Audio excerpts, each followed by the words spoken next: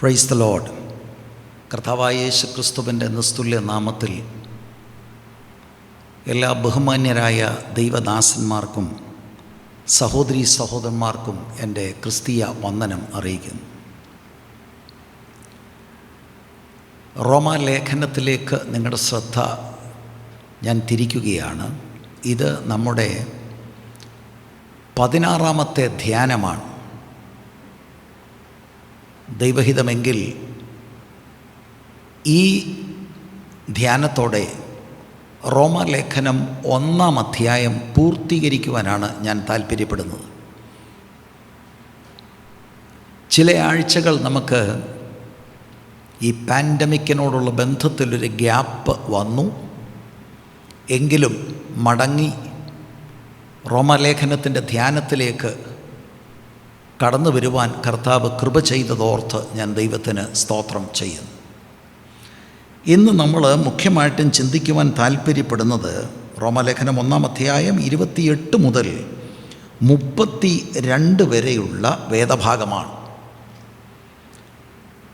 ഇതിൻ്റെ പശ്ചാത്തലം ദൈവമക്കളാകുന്ന നിങ്ങളോട് അധികം പറയേണ്ട ആവശ്യം ഇല്ല എന്ന് ഞാൻ മനസ്സിലാക്കുന്നു. നിരന്തരമായി ഈ ക്ലാസ്സുകൾ നിങ്ങൾ ശ്രദ്ധിച്ചുകൊണ്ടിരിക്കുകയാണല്ലോ. എങ്കിലും ചില കാര്യങ്ങൾ ഒന്ന് ഓർമ്മപ്പെടുത്തി വേഗത്തിൽ 28-ാം വാക്യത്തിലേക്ക് പ്രവേശിക്കുവാനായിട്ട് താല്പര്യപ്പെടുകയാണ്. 18-ാം വാക്യം, അനീതി കൊണ്ട് സത്യത്തെ തടുക്കുന്ന മനുഷ്യരുടെ സകല അഭക്തിക്കും അനീതിക്കുമെതിരെ ദൈവത്തിൻ്റെ കോപം സ്വർഗത്തിൽ നിന്ന് വെളിപ്പെടുന്നു.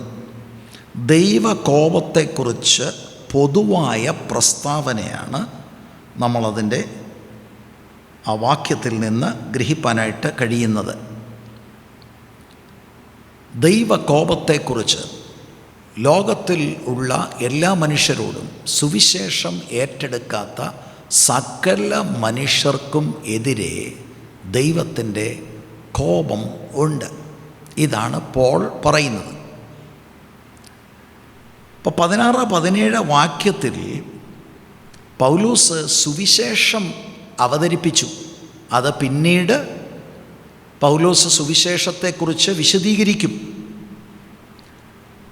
അപ്പോൾ ഈ 16-17 വാക്യത്തിൽ പൗലോസ് വെളിപ്പെടുത്തിയ സുവിശേഷത്തിൻ്റെ പ്രസക്തി, എന്തുകൊണ്ട് ഒരാൾക്ക് സുവിശേഷം ആവശ്യമാണ്.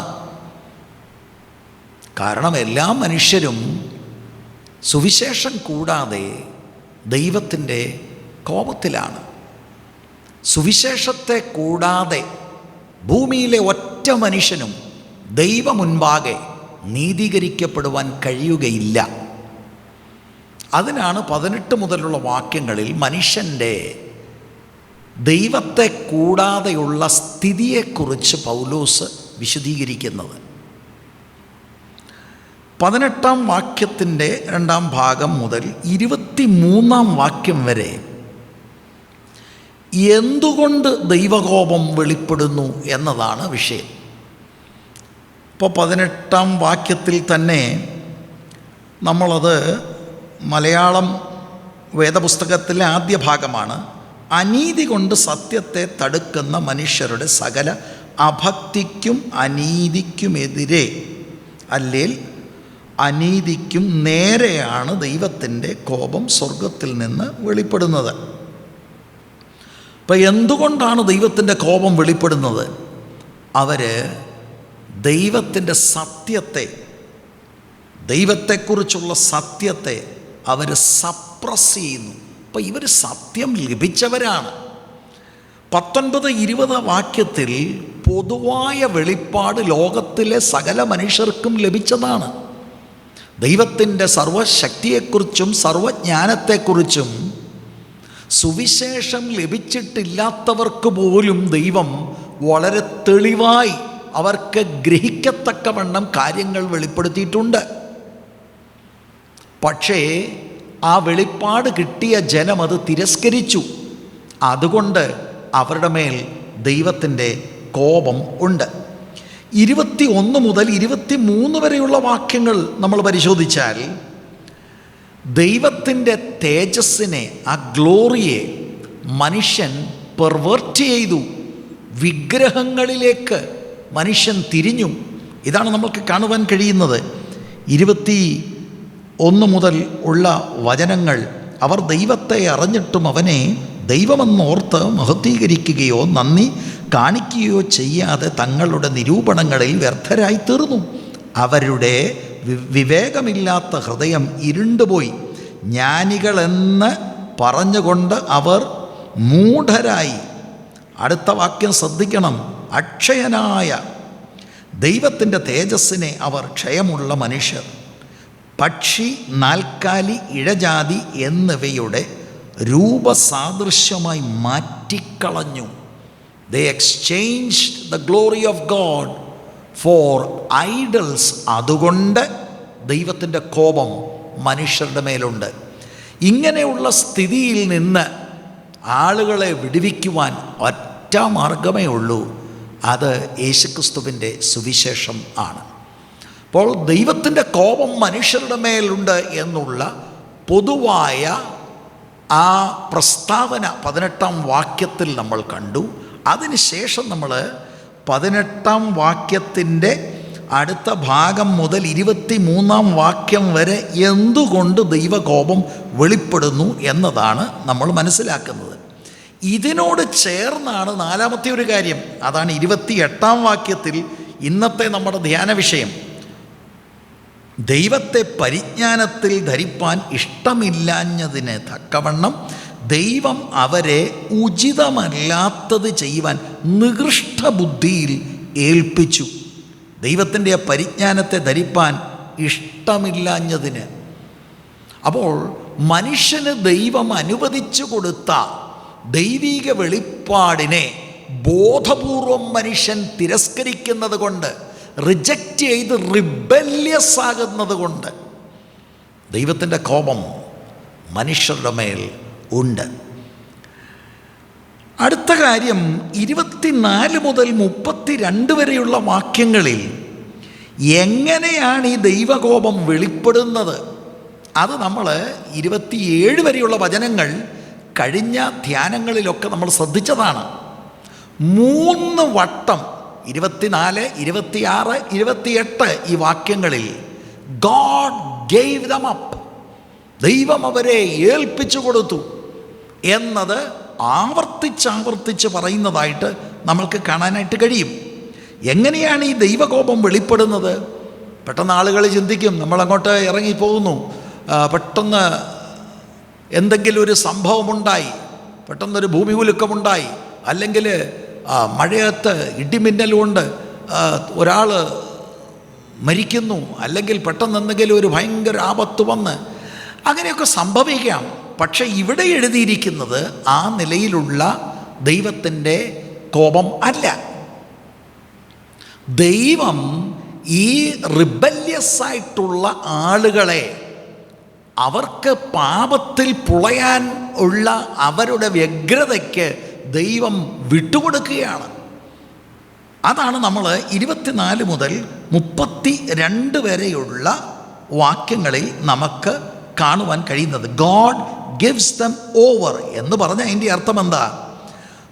ഒരു പണിഷ്മെൻറ്റിന് തക്കമായിട്ടുള്ള ഒരു പണിഷ്മെൻറ്റിന് ദൈവം ആളുകളെ അങ്ങ് ബോധപൂർവം വിട്ടുകൊടുക്കുക. ഞാൻ ചില ധ്യാനത്തിലൊക്കെ പറഞ്ഞതുപോലെ വാസ്തവത്തിൽ ദൈവം ആക്റ്റീവായിട്ട് ഒരു തള്ളൂടെ അവർക്ക് കൊടുക്കുന്ന ഒരു അനുഭവമാണ് നമ്മൾ ഇവിടെ കാണുവാനായിട്ട് കഴിയുന്നത്. 3 വട്ടമാണ് 24-ാം വാക്യം, 26-ാം വാക്യം, 28-ാം വാക്യത്തിൽ നമ്മളിത് കാണുന്നത്. 24-ാം വാക്യത്തിൽ നമുക്കറിയാം, അവിടെ എഴുതിയിരിക്കുന്നത്, അതുകൊണ്ട് ദൈവം അവരെ തങ്ങളുടെ ഹൃദയങ്ങളിലെ മോഹങ്ങളിൽ സ്വന്തം ശരീരങ്ങളെ തമ്മിൽ അവമാനിക്കേണ്ടതിന് അശുദ്ധിയിലേൽപ്പിച്ചു. സെക്ഷുവൽ ഇമ്മോറാലിറ്റി, ലൈംഗിക പാപങ്ങൾക്ക് ദൈവം അങ്ങ് ഏൽപ്പിച്ചു കൊടുത്തു. ഇതാണ് 24-ാം വാക്യം. 26, 27 വാക്യങ്ങളിലേക്ക് വരുമ്പോൾ അതിനെക്കാട്ടിലും വിഷയങ്ങൾ ഗൗരവമാകുകയാണ്. ദൈവം പിന്നെ ഏൽപ്പിച്ചു കൊടുക്കുകയാണ്. എന്താണ്? മനുഷ്യൻ്റെ നാച്ചുറലായിട്ടുള്ള ടെൻഡൻസികളൊക്കെ വിട്ടിട്ട് അൺനാച്ചുറലായിട്ടുള്ള ക്രിയകളിലേക്ക് ദൈവം അവരെ ഏൽപ്പിച്ചു കൊടുക്കുകയാണ്. നമ്മളത് വായിച്ച് പഠിച്ചിട്ടുള്ളതാണെങ്കിലും അതുകൊണ്ട് ദൈവം അവരെ അപമാന രാഗങ്ങളിൽ ഏൽപ്പിച്ചു. അവരുടെ സ്ത്രീകൾ സ്വാഭാവിക ഭോഗത്തെ സ്വഭാവവിരുദ്ധമാക്കിക്കളഞ്ഞു. 27-ാം വാക്യം, അവണ്ണം പുരുഷന്മാരും സ്വാഭാവിക സ്ത്രീഭോഗം വിട്ട് അന്യോന്യം കാമം ജ്വലിച്ച് ആണോടാണ് അവലക്ഷണമായത് പ്രവർത്തിച്ചു. ഇങ്ങനെ അവർ തങ്ങളുടെ വിഭ്രമത്തിന് യോഗ്യമായ പ്രതിഫലം തങ്ങളിൽ തന്നെ പ്രാപിച്ചു. ലെസ്ബിനിസവും ഹോമോസെക്ഷുവാലിറ്റിയും ദൈവം അവരെ ഏൽപ്പിച്ചു. എന്താണ് വിഷയം? എന്തുകൊണ്ടിങ്ങനെ ഏൽപ്പിച്ചു? ദൈവത്തെക്കുറിച്ചുള്ള വെളിപ്പാട് ദൈവം അവർക്ക് മനസ്സിലാക്കി കൊടുത്തിട്ടും അവർ അത് ബോധപൂർവം മനഃപൂർവം ദൈവിക വെളിപ്പാടുകൾ ഏറ്റെടുക്കാതെ ദൈവത്തെ തിരസ്കരിച്ചു. We don't want anything to do with God. എന്നിട്ട് അവർ വിഗ്രഹങ്ങളെ ഉണ്ടാക്കി അതിനെ ഭജിക്കുവാനും ആരാധിക്കുവാനും തുടങ്ങി. അതുകൊണ്ട് ദൈവം അവരെ ഏൽപ്പിച്ചു. ദൈവത്തെ തിരസ്കരിച്ചപ്പോൾ ദൈവം മനുഷ്യനെയും തിരസ്കരിച്ചു. ഈ സ്ഥിതിയിൽ നിന്ന് വിടുതൽ പ്രാപിക്കുവാൻ ഒറ്റ മാർഗമേ ഉള്ളൂ, and that is through the powerful gospel of Jesus Christ. സുവിശേഷത്തിൻ്റെ പ്രസക്തി ദൈവമക്കൾ മനസ്സിലാക്കണം. അതാണ് 1-ാം അധ്യായത്തിൻ്റെ 16-17 വാക്യങ്ങളിൽ പൗലോസ് പറഞ്ഞത്. പിന്നീട് പൗലോസ് അതിനെ വിശദീകരിക്കും. എന്നാൽ സുവിശേഷം വിശദീകരിക്കുന്നതിന് മുമ്പ് സുവിശേഷം കൂടാതെയുള്ള മനുഷ്യൻ്റെ ആ സ്ഥിതി, അവരിൽ വ്യാപരിക്കുന്ന ഇരുട്ട് ബന്ധനത്തെ പോൾ ഒന്ന് ചൂണ്ടിക്കാട്ടുകയാണ്. അതിൻ്റെ ആദ്യ ഭാഗമാണ് ഈ 32 വരെയുള്ള വചനങ്ങൾ. ഇപ്പം 26-27 വാക്യങ്ങളിൽ പിന്നെയും മനുഷ്യൻ താഴോട്ട് പോകുന്നതായിട്ടാണ് കാണുന്നത്. ദൈവമക്കൾ, ശരിക്കും ഈ വേദഭാഗം നിങ്ങളൊന്ന് മനസ്സിരുത്തി ഒന്ന് വായിച്ചാൽ മനുഷ്യൻ്റെ വീഴ്ച കാണാൻ കഴിയും. അവർക്ക് വെളിപ്പാട് ദൈവത്തെക്കുറിച്ച് കിട്ടി, പക്ഷേ അതവർ ഏറ്റെടുക്കാതെ വിഗ്രഹാരാധനയിലേക്ക് വീഴുന്നു. അതിൻ്റെ ഫലമായി അധാർമികതയിലേക്ക് വീഴുന്നു. പിന്നെയും കുപ്പുകുത്തി വീഴുകയാണ്. ലെസ്ബിനിസത്തിലേക്കും ഹോമോസെക്ഷുവാലിറ്റിയിലേക്കും വീഴുന്നു. അവിടം കൊണ്ടും നിൽക്കുന്നില്ല. അതാണ് 28-ാം വാക്യം മുതൽ ഇന്ന് നമ്മൾ മനസ്സിലാക്കാനായിട്ട് ശ്രമിക്കുന്നത്. 28-ാം വാക്യം ഒന്ന് ശ്രദ്ധിച്ചാട്ട്, ദൈവത്തെ പരിജ്ഞാനത്തിൽ ധരിപ്പാൻ ഇഷ്ടമില്ലാഞ്ഞതിന് തക്കവണ്ണം ദൈവം അവരെ ഉചിതമല്ലാത്തത് ചെയ്യുവാൻ നികൃഷ്ട ബുദ്ധിയിലേൽപ്പിച്ചു. ആദ്യം സെക്ഷൽ ഇമോറാലിറ്റി എന്ന് പറഞ്ഞാൽ വിവാഹ ജീവിതത്തിൻ്റെ ബൗണ്ടറികളെ വിട്ട്, വിവാഹ ജീവിതത്തിന് മുൻപോ വിവാഹത്തിന് ശേഷം മറ്റ് പാർട്ട്നേഴ്സുമായിട്ടുള്ള ശാരീരിക ബന്ധം, അങ്ങനെയുള്ള ഫോർണിക്കേഷൻ, അഡൾട്ടറി, ഇതെല്ലാം കൊടിയ പാപമാണ്. ദൈവം അവരെ ഏൽപ്പിച്ചു. എന്നാൽ പിന്നീട് മനുഷ്യൻ അതിൻ്റെ താഴോട്ടുള്ള ആ സ്പൈറലിൽ അടുത്ത ലെവലിലേക്ക് പോവുകയാണ്. ആണുങ്ങൾക്ക് പെണ്ണുങ്ങളെ വേണ്ട, ആണാണോട്, പെണ്ണ് പെണ്ണിനോട്, ഇങ്ങനെയുള്ള വളരെ മ്ലേച്ഛമേറിയ കാര്യത്തിലേക്ക് അവർ പോവുകയാണ്. ഒരുപാട് ആളുകൾ ധരിക്കുന്നത്, അവർ ചിന്തിക്കുന്നത് ഇങ്ങനെയൊക്കെയുള്ള കാര്യങ്ങൾ ദേശങ്ങളിൽ നടക്കുമ്പോൾ ന്യായവിധി വരും ബ്രദറേ. പക്ഷെ വചനം പറയുന്നത് ഇതാണ് ന്യായവിധി. ദൈവം അവരെ ഏൽപ്പിച്ചു കൊടുത്തു. അതിൻ്റെ അടുത്ത ലെവലാണ് ടു എ ഡിപ്രൈവ്ഡ് മൈൻഡ്. നികൃഷ്ട ബുദ്ധിക്ക് ദൈവം ഏൽപ്പിച്ചു.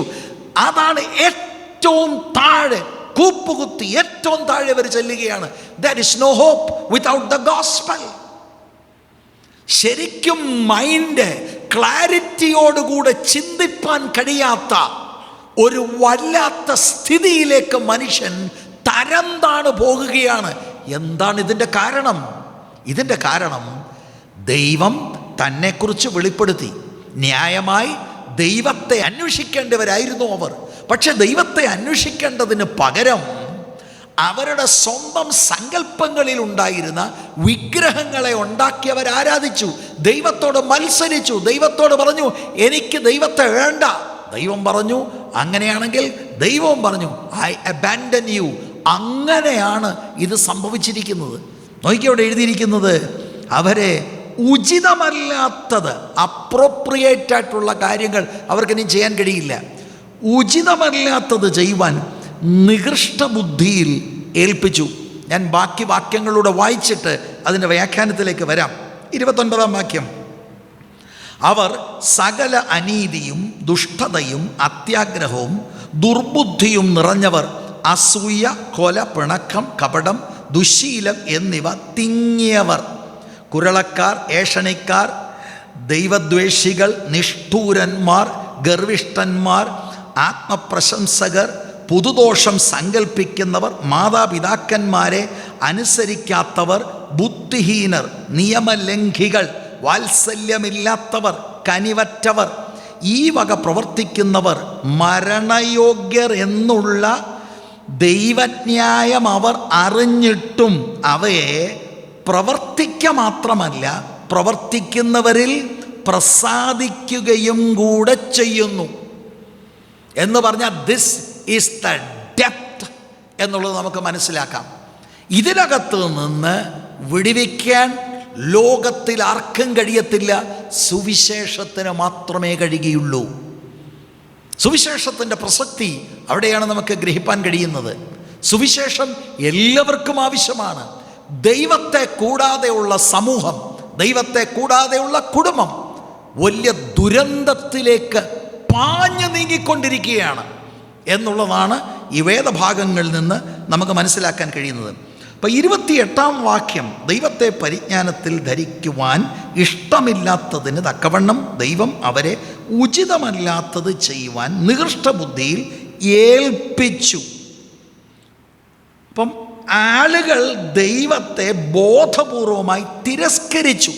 അതാണ് ഒന്നാമത് നമ്മൾ കാണുന്നത്. ദൈവത്തെ പരിജ്ഞാനത്തിൽ ധരിപ്പാൻ ഇഷ്ടമില്ലാഞ്ഞതിന് ആളുകൾ ചൂസ് ചെയ്യുക, ഞങ്ങൾക്ക് ഇഷ്ടമില്ല, വി ഡോണ്ട് വാണ്ട് ഗോഡ്. അവിടെ നമ്മൾ കാണുന്ന ഇൻറ്റൻഷണൽ റിജക്ഷൻ ഓഫ് ഗോഡ്. ആദ്യം നമ്മളതാ. ഇത് 18-ാം വാക്യം, 21-ാം വാക്യം, 23-ാം വാക്യം, 25-ാം വാക്യം, ഇവിടെ 28. ഇത് 5-ാമത്തെ തവണയാണ് ഈ പാസേജിൽ ആ ഇൻറ്റൻഷണൽ റിജക്ഷൻ ഓഫ് ഗോഡ് നമ്മൾ കാണുന്നത്. ഒരു റിബല്യസ് സൊസൈറ്റിയാണ്, സമൂഹമായി ദൈവത്തോട് എതിർത്ത് നിൽക്കുകയാണ്. ആവർത്തിച്ചാവർത്തിച്ച് ഈ വേദഭാഗത്തിൽ നമുക്ക് അത് കാണുവാൻ കഴിയും. ഇവിടെ ഒരു വാക്ക് നിങ്ങൾ നോക്കുകയും,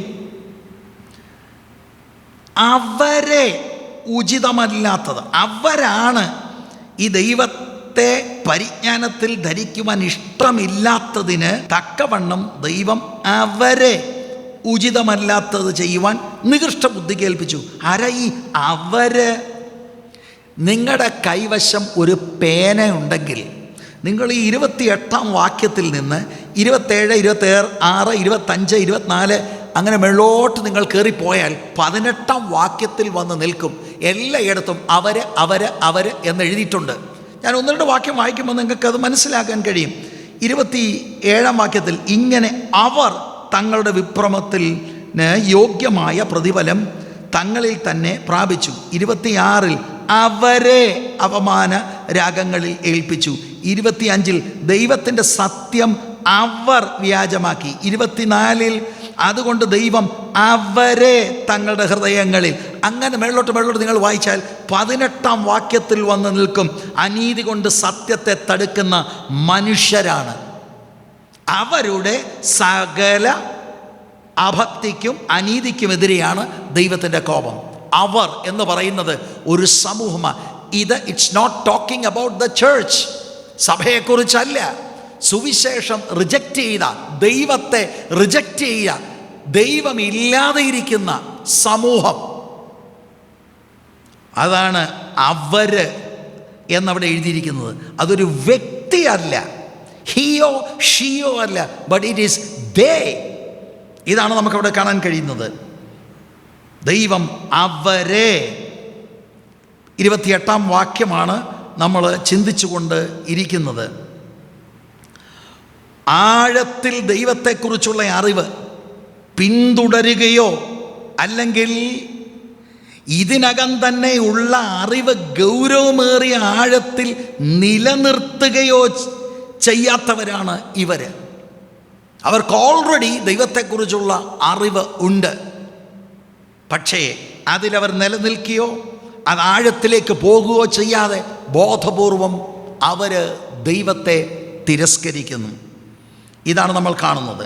അപ്പോൾ ഇതിനോടുള്ള ബന്ധത്തിൽ ഞാൻ പലപ്പോഴും പറയാൻ ശ്രമിച്ചിട്ടുള്ള ഒരു കാര്യം ഒരു പ്രാവശ്യം കൂടെ പറയാം. ഇത് സുവിശേഷം, സ്പെഷ്യൽ റെവലേഷൻ ലഭിക്കാത്ത ജാതിക ആളുകളെക്കുറിച്ചാണ് ഇവിടെ പരാമർശം. കേരളത്തിലായിരിക്കുന്ന നമ്മൾക്ക് സ്പെഷ്യൽ റെവലേഷൻ കിട്ടിയവരാണ് എല്ലാവരും എന്ന് ഞാൻ ചിന്തിക്കുന്നില്ല. ഇന്നും കേരളത്തിൽ സുവിശേഷം ചെല്ലാത്ത ഇടങ്ങളുണ്ട് എന്ന് ഞാൻ മനസ്സിലാക്കും. എന്നാൽ ബഹുഭൂരിപക്ഷം ഇടങ്ങളിൽ കേരളത്തിൽ സ്പെഷ്യൽ റെവലേഷൻ, യേശുക്രിസ്തുവിലൂടെ ദൈവവുമായി റീകൺസൈൽഡ് ആകാം എന്നുള്ള സത്യം ഏറെക്കുറെ തിരിച്ചറിഞ്ഞവരാണ്. സ്പെഷ്യൽ റെവലേഷൻ കൂടാതെ ജനറൽ റെവലേഷനിൽ ദൈവം തന്നെക്കുറിച്ച് വെളിപ്പെടുത്തിയതിനെ തിരസ്കരിച്ചവരെ ദൈവം കൈവിട്ടു എങ്കിൽ, പ്രിയരെ, നമ്മൾ മനസ്സിലാക്കണം, സുവിശേഷം അതിൻ്റെ നിലയിൽ മനസ്സിലാക്കിയിട്ട് ബോധപൂർവം അതിനെ തിരസ്കരിക്കുകയാണെങ്കിൽ God will give upon you. അങ്ങനെ ആരെങ്കിലും എന്നെ കേൾക്കുന്നുണ്ടെങ്കിൽ മാനസാന്തരപ്പെട്ട് മടങ്ങി വരുവാനുള്ള ആഹ്വാനമാണ് ഞാൻ തരുന്നത്. ഞാൻ ദൈവമക്കളോടൊരു കാര്യം പറയാം. ഈ മുടിയനായ പുത്രൻ എന്ന പേരിൽ അറിയപ്പെടുന്ന ആ യുവാവിൻ്റെ ഉപമ ലൂക്കോസിൻ്റെ സുവിശേഷം 15-ാം അധ്യായത്തിൻ്റെ 11 മുതലുള്ള വാക്യങ്ങളിൽ രേഖപ്പെടുത്തിയിട്ടുണ്ട്. ശരിക്കും അവിടെ കാണുന്നത് ഇത് തന്നെയല്ലേ? എനിക്കെൻ്റെ ഓഹരി കിട്ടണമെന്ന് പറഞ്ഞ് സ്നേഹനിധിയായിരിക്കുന്ന അപ്പനോട് മത്സരിക്കുമ്പോൾ അപ്പനൊന്നും പറയുന്നില്ല, കൊടുത്തിട്ട് അവനെ വിടുകയാണ്. ഇതല്ലേ വാസ്തവത്തിൽ ഇവിടെ നടക്കുന്നത്? ദൈവം കൈവിടുകയാണ്. അവൻ പോയി ഇതെല്ലാം ഇമ്മോറാലിറ്റിയിലാണ് ചെലവഴിച്ചത്. ഇവിടെ അതല്ലേ സംഭവിക്കുന്നത്? ഇമ്മോറാലിറ്റിയിൽ നിന്ന് പിന്നെ അൺനാച്ചുറലായിട്ടുള്ള കാര്യങ്ങളിലേക്ക് വീഴുന്നു, പിന്നെ ഡീപ്രൈവ്ഡ് മൈൻഡിലേക്ക് വീഴുന്നു.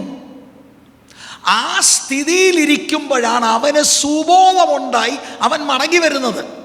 ഈ മുടിയനായ പുത്രൻ എന്ന് നമ്മൾ വിളിക്കുന്ന ധൂർത്തപുത്രൻ മടങ്ങി വരികയാണ്. മടങ്ങി വന്നപ്പോൾ അപ്പൻ അവനെ സ്നേഹത്തോട് ആലിംഗനം ചെയ്ത് അവനെ സ്വീകരിക്കുന്ന കാഴ്ചയാണ് കർത്താവ് പഠിപ്പിച്ചത്. എങ്കിൽ പ്രിയരെ, ഈ കൊടിയ പാപത്തിൻ്റെ പിറ്റിൽ നിന്ന് നമ്മെ സുവിശേഷത്തിന് വിടുവിക്കാൻ കഴിയും. നിങ്ങൾ മടങ്ങി വരുവാൻ ആഗ്രഹിച്ചാൽ, നിങ്ങളുടെ പാപങ്ങളെ ഏറ്റുപറഞ്ഞ് ഉപേക്ഷിക്കാൻ തയ്യാറായാൽ, ദൈവത്തിന് മുൻപാകെ ക്രിസ്തുവിൻ്റെ സുവിശേഷത്തിലൂടെ നിങ്ങളെ നീതീകരിക്കപ്പെടുന്ന ശ്രേഷ്ഠമേറിയ സുവിശേഷമാണ് ബൈബിൾ പ്രസന്റ് ചെയ്യുന്നത്. ഈ വചനം കേട്ടുകൊണ്ടിരിക്കുന്ന പ്രിയപ്പെട്ടവർക്ക് ആരെങ്കിലും പിന്മാറ്റത്തിൽ പോയെങ്കിൽ, സ്പെഷ്യൽ റെവലേഷൻ കിട്ടിയിട്ടും അത് അവഗണിച്ച് നിങ്ങൾ നിങ്ങളുടേതായിട്ടുള്ള വഴികളിൽ പോയെങ്കിൽ, നിങ്ങൾക്കൊരു മടങ്ങിവരവ് ഇത് നിമിത്തമുണ്ടാകട്ടെ. ആരെങ്കിലും ഈ സ്പെഷ്യൽ റെവലേഷൻ ഇതുവരെ കേട്ടിട്ടില്ലാത്തവർ എന്നെ കേൾക്കുന്നുണ്ടെങ്കിൽ, ഇതിൻ്റെ കേൾവിയാൽ സുവിശേഷത്തിൻ്റെ ശ്രേഷ്ഠത തിരിച്ചറിഞ്ഞ് ദൈവത്തിങ്കലേക്ക് ക്രിസ്തുവിലൂടെ നിരപ്പ് പ്രാപിക്കട്ടെ. സുവിശേഷത്തിൽ പ്രിയരെ, യേശുവിൻ്റെ സുവിശേഷത്തിലൂടെ നമ്മെ സൗജന്യമായി ദൈവമുൻപാകെ നീതീകരിക്കുകയാണ്. ഇതാണ് നമുക്ക് കാണുവാനായിട്ട് കഴിയുന്നത്. അതുകൊണ്ട് കേരളത്തിലുള്ളവർ, പ്രത്യേകിച്ച് ഈ സഭയോടുള്ള ബന്ധത്തിൽ ഉള്ള പ്രിയപ്പെട്ടവർ, സുവിശേഷം നിരന്തരമായി കേൾക്കുന്നവർ മനസ്സിലാക്കണം, we are accountable for the revelation that God has given us. 28-ാം വാക്യത്തിൻ്റെ രണ്ടാമത്തെ ഭാഗത്തിലാണ് ദൈവത്തിൻ്റെ ശാസന നമ്മൾ കാണുന്നത്. ദൈവത്തെ പരിജ്ഞാനത്തിൽ ധരിപ്പാൻ ഇഷ്ടമില്ലാഞ്ഞതിന് തക്കവണ്ണം ദൈവം അവരെ ഉചിതമല്ലാത്തത് ചെയ്യുവാൻ നികൃഷ്ടബുദ്ധിയിൽ ഏൽപ്പിച്ചു. ദൈവം അവരെ ഉചിതമല്ലാത്തത് ചെയ്യുവാൻ നികൃഷ്ടബുദ്ധിയിൽ ഏൽപ്പിച്ചു. ദി റിപ്രൊബേഷൻ അല്ലെങ്കിൽ അബാൻഡൻമെൻറ്റ് ഓഫ് ഗോഡ്, ദൈവത്തിൻ്റെ ശാസന. മനുഷ്യൻ ദൈവത്തെ തിരസ്കരിച്ചു, ദൈവം മനുഷ്യനെ തിരസ്കരിച്ചു. ഇത് ആവർത്തിച്ച് ഇവിടെ നടക്കുകയാണ്. 28 മുതലുള്ള വാക്യങ്ങളിൽ 3-ാം തവണയും അത് നടക്കുന്നതായിട്ടാണ് നമ്മളിവിടെ കാണുന്നത്. അതാണ് നമ്മൾ ഇന്ന് ശ്രദ്ധിച്ചുകൊണ്ടിരിക്കുന്നത്. ഇവിടെയും കണ്ടോ, ഏൽപ്പിച്ചു. 24-ലും 26-ലും ഉള്ള അതേ പദപ്രയോഗം 3-ാം തവണ 28-ാം വാക്യത്തിൽ അവിടെ എഴുതിയിരിക്കുകയാണ്, ദൈവം അവരെ നികൃഷ്ടബുദ്ധിക്ക് ഏൽപ്പിച്ചു എന്ന്. ഒരു സമൂഹത്തെ ദൈവം ഏൽപ്പിക്കുകയാണ് എന്ന് പറഞ്ഞാൽ അതിൻ്റെ അർത്ഥം ഞാൻ ഇതിനോടകം പറഞ്ഞിട്ടുണ്ട്. ദൈവം മനുഷ്യനെ റീസ്ട്രെയിൻ ചെയ്യുന്നുണ്ട്. കൊടിയ പാപങ്ങൾ ചെയ്യാതെ ദൈവത്തിൻ്റെ ഒരു നിയന്ത്രണം എല്ലാ മനുഷ്യൻ്റെ മേലുമുണ്ട്. പക്ഷെ ബോധപൂർവം ദൈവത്തോട് എതിർത്ത് നിൽക്കുമ്പോൾ ദൈവം ആ മനുഷ്യരെ റീസ്ട്രെയിൻ ചെയ്യുന്ന, വിലക്കുന്ന കരങ്ങളങ്ങ് മാറ്റും. അവർക്ക് സ്വാതന്ത്ര്യമാകും. അതിൻ്റെ കൂടെ ഒരു ഉന്തൂടെ കൊടുക്കും, പോയി ചെയ്യ്. അങ്ങനെ നികൃഷ്ട ബുദ്ധിക്ക് ഏൽപ്പിച്ചു കൊടുക്കുന്നു. 24-ാം വാക്യത്തിൽ സെക്ഷുവൽ ഇമ്മോറാലിറ്റി, 26-27 വാക്യത്തിൽ ലെസ്ബിയനിസം, ഹോമോസെക്ഷുവാലിറ്റി. ഇവിടെ 28-ൽ കുറച്ചുകൂടെ ഡീപ്പറായിട്ട് പോകുകയാണ്. ടു എ ഡീപ്രൈവ്ഡ് മൈൻഡ്, നികൃഷ്ട ബുദ്ധിക്ക്. എന്താണ് ഈ നികൃഷ്ട ബുദ്ധി എന്ന വാക്കുകൊണ്ട് അർത്ഥമാക്കുന്നത്? അതിന് ശരിക്ക് ധാരാളം അർത്ഥവ്യാപ്തി അതിനുണ്ട്. ഒരു ലോഹം കീടങ്ങൾ നിമിത്തം റിഫൈനേഴ്സ് പരിശോധിച്ച് കഴിഞ്ഞ് വേണ്ട നിലയിൽ ആ പരിശോധനയിൽ അത് പാസ്സാകാതെ അതിനെ തിരസ്കരിക്കുന്നത് പോലെ തിരസ്കരിക്കപ്പെട്ടത് എന്നർത്ഥം വരുന്നതാണ് ഡീപ്രൈവ്ഡ് മൈൻഡ്. അങ്ങനെ നമ്മൾക്ക് ചിന്തിക്കാൻ കഴിയും. പരിശോധനയിൽ പരാജയപ്പെടുന്നു, അതിനാൽ യോഗ്യതയില്ല എന്നതാണ് അടിസ്ഥാന അർത്ഥം. ശരിക്കും അതിൻ്റെ മൂല വാക്ക് നമ്മൾക്ക് തരുന്ന ഒരു അർത്ഥമാണ് ഞാൻ നിങ്ങളോട് പറയുന്നത്. മാലിന്യങ്ങൾ കാരണം ശുദ്ധിയാക്കുന്നവർ നിരസിച്ച ലോഹങ്ങളാണ് ഈ പദം സാധാരണയായി ഉപയോഗിച്ചിരുന്നത്. അതാണ് വാസ്തവത്തിൽ 28-ാം വാക്യത്തിൽ എഴുതിയിരിക്കുന്നത്. എന്ന് പറഞ്ഞാൽ വർത്ത്ലെസ്, യൂസ്ലെസ് ആയിട്ട് അവരെ ഏൽപ്പിക്കുകയാണ് ദൈവം. ഞാൻ നിങ്ങളോട് പറയാം, എൻ്റെ പഠനത്തിൽ എനിക്ക് മനസ്സിലായത്, ദീസ് ആർ ഫ്രൈറ്റനിങ് വേഴ്സസ്. പ്രിയരെ, നമ്മൾ ഭയപ്പെടേണ്ട, നടുങ്ങേണ്ട വാക്കുകളാണിത്. ലോകത്തിലേതെങ്കിലും മനുഷ്യൻ നമ്മളെ കൈവിട്ടാൽ ഇവിടെ ഒന്നും സംഭവിക്കാനൊന്നുമില്ല. ഒരു മനുഷ്യൻ കൈവിട്ടാൽ വേറൊരു മനുഷ്യൻ സഹായിച്ചെന്നിരിക്കും. ഇനി ലോകത്തിലുള്ള എല്ലാ മനുഷ്യനും കൈവിട്ടാലും ദൈവം അനുകൂലമെങ്കിൽ അത് മതി. ദൈവം തമ്പുരാൻ കൈവിട്ടാലോ, അതും നികൃഷ്ട ബുദ്ധി കേൾപ്പിച്ചു കൊടുത്താലോ, ദാറ്റ് ഈസ് പാത്തറ്റിക്. ഞാൻ കുറച്ചുകൂടെ അത് വിശദീകരിക്കാം. ആ മാനസിക സ്ഥിതി എന്ന് പറയുന്നത് ന്യായമായത് ചിന്തിക്കുവാൻ കഴിയാത്ത സ്ഥിതിയിലേക്ക് ഈ കൈവിടപ്പെട്ടയാളെ എത്തിച്ചേരുന്നു. സൗണ്ട് ജഡ്ജ്മെൻ്റ് അവനെടുക്കാൻ കഴിയുന്നില്ല. അങ്ങനെ ഒരു സ്ഥിതിയാണ്. യുക്തിപരമായി ചിന്തിക്കുവാൻ കഴിവില്ലാത്ത സ്ഥിതി. ന്യായമായിട്ടോ റീസണബിൾ ആയിട്ടോ ലോജിക്കലായിട്ടോ ഇനിയും ചിന്തിക്കാനൊക്കത്തില്ല. അതെന്താ? ദൈവം കൈവിട്ടു. അങ്ങനെ ഒരു സ്ഥിതി ഉണ്ട് എന്ന് പറഞ്ഞാൽ, ഇങ്ങനെയുള്ളവർ ഇതിന് മുൻപേ ഒരിക്കലും ചെയ്യാത്തതുപോലെ ഭ്രാന്തമായ തിരഞ്ഞെടുപ്പും തീരുമാനങ്ങളും എടുക്കുന്നു. ഒരുപാട് കാര്യം ഇതിനെക്കുറിച്ച് പറയാനുണ്ട്. നമ്മുടെ സമൂഹത്തിൽ പലയിടങ്ങളിൽ, ലോകത്തിൽ പലയിടങ്ങളിൽ എന്തെല്ലാം കാര്യങ്ങളാണ് ആളുകൾ ചെയ്യുന്നത് അല്ലേ? ഭ്രാന്തമായ തീരുമാനങ്ങൾ. You know why? They have lost their sound mind. They cannot think logically. They cannot think reasonably.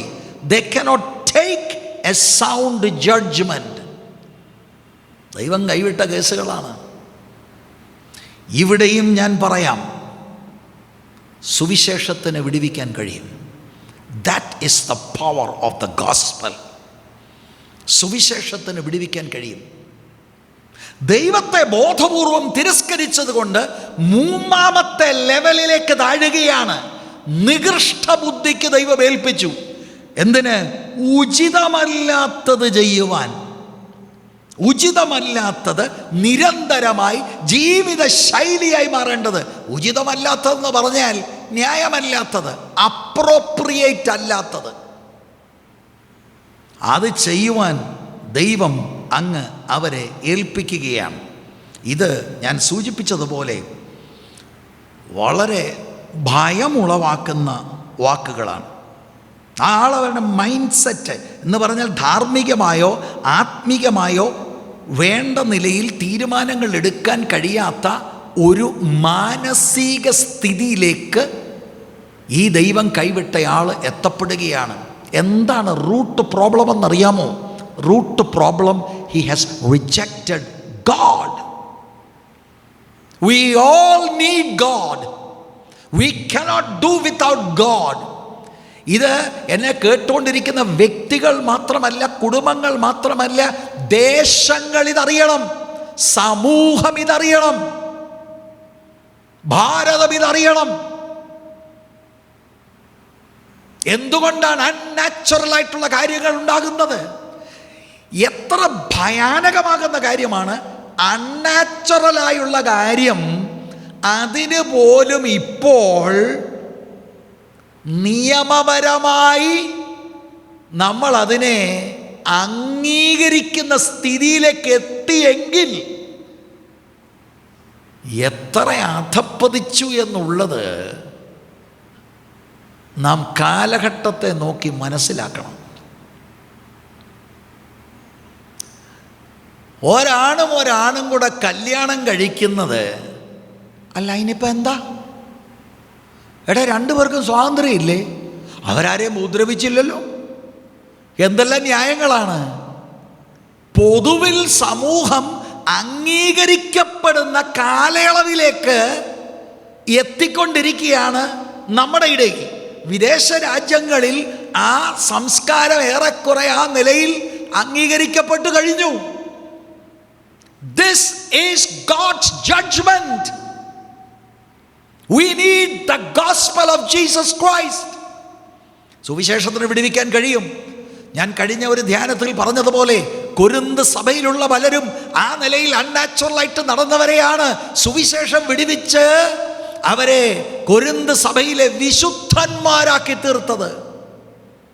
സുവിശേഷത്തിന് മാത്രമേ വിടുവിക്കാൻ കഴിയൂ. ദൈവം നികൃഷ്ട ബുദ്ധിക്ക് ഏൽപ്പിച്ചു കൊടുത്തു. ശരിക്കും അത് ഒരു ചിന്ത പറഞ്ഞാൽ, ഒരു അനാലജി പറഞ്ഞാൽ, ഒരു മനുഷ്യൻ നദിയിൽ അവൻ വെള്ളം കുടിച്ച് മുങ്ങുകയാണ്, കൈ കാണിക്കുന്നുണ്ട് എങ്ങനെയെങ്കിലും രക്ഷപ്പെടാൻ. ആ കൈ കാണിക്കുന്ന ആളിൻ്റെ കയ്യിലോട്ട് ഭയങ്കര ഭാരമുള്ള കുറച്ച് ഇരുമ്പൂട് എടുത്ത് കയ്യിലോട്ട് കൊടുത്താൽ ഇവന് കയറാനൊക്കത്തില്ല. ആ ഒരു സ്ഥിതിയാണ് ദൈവത്തെയും ദൈവിക വെളിപ്പാടിനെയും തിരസ്കരിക്കുന്ന സമൂഹത്തിനുണ്ടാകുന്നത്. ഇതാണ് നമ്മൾ മനസ്സിലാക്കേണ്ടത്. ഇതിനകത്തു നിന്ന് അപാരമായ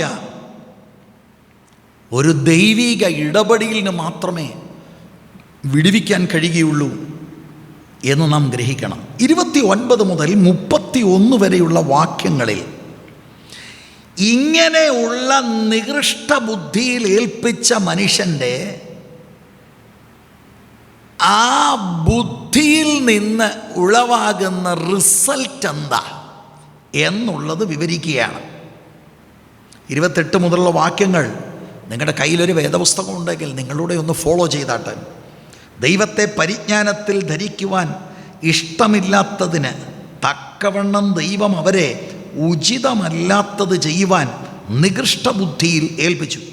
29 വാക്യം, അവർ സകല അനീതിയും എന്നും പറഞ്ഞൊരു ലിസ്റ്റാണ്. 21 കാര്യങ്ങളുടെ ഒരു ലിസ്റ്റാണ്.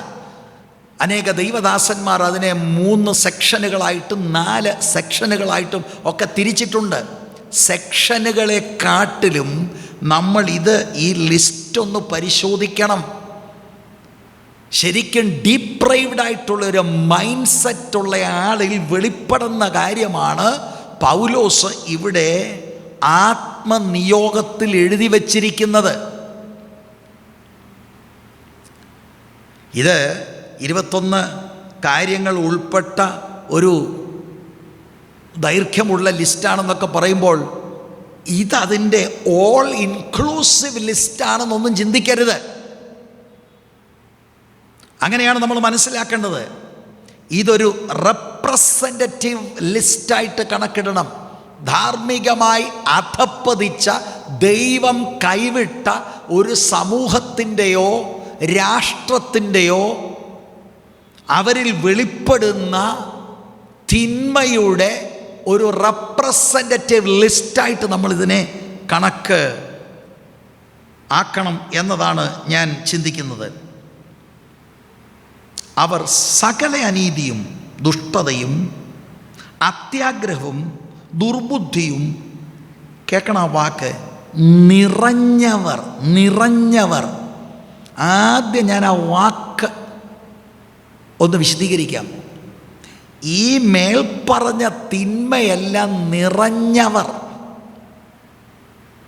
നമുക്കറിയാവുന്നൊരു വാക്യമുണ്ട്, എഫേസ്യ ലേഖനം 5:18 അല്ലേ? വീഞ്ഞു കുടിച്ച് മത്തരാകരുത്, അതിനാൽ ദുർനടപ്പ് ഉണ്ടാകുന്നല്ലോ. ആത്മാവ് നിറഞ്ഞവരായി സങ്കീർത്തനങ്ങളാലും സ്തുതികളാലും ആത്മീയ ഗീതങ്ങളാലും, അവിടെയും ആ നിറഞ്ഞവർ ഈ സെയിം വാക്കാണ്. അപ്പം അതിൻ്റെ അർത്ഥം എന്താ? ആത്മാവിൽ നിറയുക എന്ന് പറഞ്ഞാൽ അതിൻ്റെ അർത്ഥം പരിശുദ്ധാത്മാവ് വിശുദ്ധനെ നിയന്ത്രിക്കുന്ന അനുഭവത്തിലേക്ക് വരിക. കൈയെ ഒരു ഗ്ലൗസിനകത്തിട്ടാൽ ആ കൈ ഗ്ലൗവിനെ നിയന്ത്രിച്ച് കാര്യങ്ങൾ ചെയ്യുന്നത് പോലെ ഹോളി സ്പിരിറ്റ് രക്ഷിക്കപ്പെട്ട വിശുദ്ധനെ നിയന്ത്രിക്കണം. അതിനാണ് ആത്മനിറവ്. ഇതുപോലെ ദൈവം കൈവിട്ടവനെ, നികൃഷ്ടബുദ്ധി കേൾപ്പിച്ചു കൊടുക്കുന്നവനെ ഇന്ന കാര്യങ്ങളാൽ നിറഞ്ഞു എന്ന് പറഞ്ഞാൽ ഈ കാര്യങ്ങൾ അവനെ നിയന്ത്രിക്കും. അവൻ ബന്ധിക്കപ്പെട്ടവനാണ്. എത്ര ഭീകരമായ കാര്യമാണ് പ്രിയമുള്ളവരെ നമ്മളിവിടെ കാണുന്നത്. അവനെ ഈ വിക്കഡായിട്ടുള്ള കാര്യങ്ങൾ, ഈ തിന്മകൾ അവനെ ഡോമിനേറ്റ് ചെയ്ത് അവനെ കൺട്രോൾ ചെയ്യുക. അല്ലാതെ ഇതേതാണ്ട് വല്ലപ്പോഴും എങ്ങാണ്ടൊന്ന് ഒരു ജീവിതത്തിൽ വന്ന ഒരു കാര്യമായിട്ടല്ല. ഇതാണ് അവനെ നിയന്ത്രിക്കുന്നത്. ആ നിലയിലാണ് നമ്മൾ മനസ്സിലാക്കേണ്ടത്. അവർ സകല അനീതിയും ദുഷ്ടതയും അത്യാഗ്രഹവും ദുർബുദ്ധിയും നിറഞ്ഞവർ. 4 ജനറൽ തിന്മകളാണ് നമ്മൾ ആദ്യം കാണുന്നത്. സകല അനീതിയും എന്ന് പറയുമ്പോൾ അതാണ് ഒന്നാമത്തെ കാര്യം. സകല അനീതിയും. സകല എന്ന് പറഞ്ഞാൽ ഇനിയും വേറെ ഒന്നുമില്ല, എല്ലാം ഓൾ ഇൻക്ലൂസീവ്. സകല അനീതിയും, ഏത് ലെവലിലുള്ള അനീതിയും. ശരിക്കും അത് 18-ാം വാക്യത്തിൽ തന്നെ നമ്മളത് കണ്ടതാണല്ലോ. അനീതി കൊണ്ട് സത്യത്തെ തടുക്കുന്ന മനുഷ്യരുടെ സകല അഭക്തിക്കും അനീതിക്കും നേരെ. അഭക്തി എന്ന വാക്കിൻ്റെ അർത്ഥം ദൈവത്തോടുള്ള ബന്ധത്തിൽ നമ്മുടെ ഇറവറൻസ്, ഭക്തിയില്ലായ്മ. എന്താ അനീതി എന്ന വാക്ക്? അനീതി എന്ന വാക്കെന്ന് പറഞ്ഞാൽ ഇങ്ങനെ ദൈവവുമായിട്ട് റെവറൻസ് ഇല്ലാത്ത ആളിൻ്റെ എക്സ്റ്റേണൽ ആക്ഷനാണ്. ദൈവത്തോടുള്ള അഭക്തി ഉള്ളിലെ കാര്യമാണ്. ഇത് പ്രത്യക്ഷത്തിൽ വെളിപ്പെടുന്നത് അനീതിയിൽ, ലോലെസ് ബിഹേവിയർ ബിഫോർ ഗോഡ്. സകല അനീതിയെന്ന് പറഞ്ഞാൽ എല്ലാവിധ അനീതിയും. ഇതാണ് ഒന്നാമത്തെ കാര്യമായിട്ട് നമ്മളിവിടെ കാണുന്നത്. 2, ദുഷ്ടതയും. എന്താണ് ഈ വാക്കിൻ്റെ അർത്ഥം? മറ്റുള്ളവരെ ചതിച്ചും വഞ്ചിച്ചും ദ്രോഹിക്കുവാൻ ഹൃദയത്തിലുള്ള തീവ്രമായ ആഗ്രഹം. ഈവിൾ പ്ലോട്ട്സ് ആണ്. ഇതാണ് ഈ നികൃഷ്ട ബുദ്ധികളിൽ വെളിപ്പെടുന്നത്. ഇതാണ് അവരെ നിയന്ത്രിക്കുന്നത്. ദുഷ്ടത, മറ്റുള്ളവരെ ചതിക്കാൻ വേണ്ടി, വഞ്ചിക്കുവാൻ വേണ്ടി മെനയുന്ന ഈവിൾ പ്ലോട്ട്സ്. അതിന് അവരുടെ ബുദ്ധി അങ്ങനെ ആയിപ്പോയി. ഞാൻ വേഗത്തിൽ മുന്നോട്ട് പോകാം. ഇത് ഓരോന്നും വളരെയധികം ചിന്തിക്കേണ്ടതാണ്. 3-ാമത്തെ കാര്യം, അത്യാഗ്രഹവും. ഒരു കാര്യത്തിലും സംതൃപ്തിയില്ലാതെ കൂടുതൽ പണവും പേരും പ്രശസ്തിയും ഇതൊക്കെ അതിനു വേണ്ടിയുള്ള നിയന്ത്രണമില്ലാത്ത അമിതമായ വ്യഗ്രതയാണ് ഈ അത്യാഗ്രഹം എന്ന് പറഞ്ഞാൽ അതവരെ കൺട്രോൾ ചെയ്യുകയാണ്. സൊസൈറ്റിയിൽ അവരെവിടെയാണെങ്കിലും അവരങ്ങ് റെസ്റ്റ്ലെസ് ആണ്. കുറച്ചുകൂടെ. ഇതാണ് ദൈവമില്ലാത്ത ഒരു മനുഷ്യൻ്റെ സ്ഥിതി. 4-ാമത്തെ കാര്യം, ദുർബുദ്ധിയും നിറഞ്ഞവർ. ദുർബുദ്ധി, ഈ മേൽ പറഞ്ഞതെല്ലാം നിറഞ്ഞവർ. ഇതാണ് ഇവരെ കൺട്രോൾ ചെയ്യുന്നത്. എന്താണ് ദുർബുദ്ധി? മറ്റുള്ളവർക്ക് ദോഷം വരുത്തിയാണെങ്കിലും സ്വന്തം കാര്യങ്ങൾ നേടുവാൻ പരിശ്രമിക്കുന്നവർ. I want to go up the ladder. എനിക്ക് ചില സ്ഥാനം വേണം, അത് ഞാൻ ഏതവനെയും ചവിട്ടിക്കൊണ്ട് കയറും, എന്ത് കാര്യവും ഞാൻ ചെയ്തു കളയും. മനുഷ്യൻ്റെ മൈൻഡ് കണ്ടോ പോയത്? ആരെയും എന്തും ചെയ്യും. എൻ്റെ വ്യക്തിപരമായ കാര്യം നടക്കണം, സ്വന്തം കാര്യങ്ങളുടെ നേട്ടം. ഇതാണ് ഇങ്ങനെയുള്ളവർ ചിന്തിക്കുന്നത്. ഇപ്പോൾ ഞാൻ 4 കൂട്ടം കാര്യങ്ങളാണ് പ്രിയമുള്ളവരെ പറഞ്ഞത്.